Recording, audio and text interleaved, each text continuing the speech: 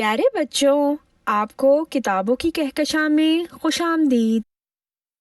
میں آپ کی میزبان دیا خان آپ کے لیے ایک مزیدار کہانی لے کر آئی ہوں، لڑائی کا انجام۔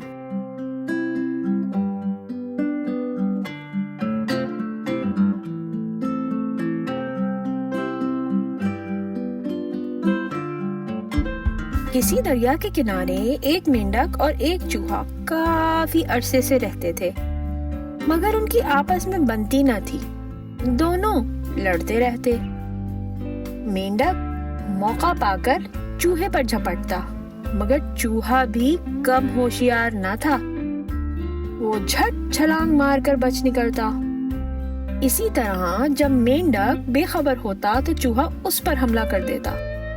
ایک دن مینڈک نے چوہے سے کہا، اس طرح چوری چھپے لڑنے کا کیا فائدہ؟ ہمت ہے تو میدان میں آؤ۔ یہ سن کر چوہے کو بھی غصہ آ گیا۔ چوہا نتنے پھلا کر بولا، تم مجھے کمزور سمجھتے ہو؟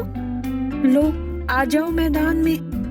مینڈک اور چوہا دونوں میدان میں آ گئے، مگر جو ہی وہ ایک دوسرے پر حملہ کرنے لگے، ایک چیل اوپر سے جھپٹی اور دونوں کو پنجوں میں دبا کر اڑ گئی۔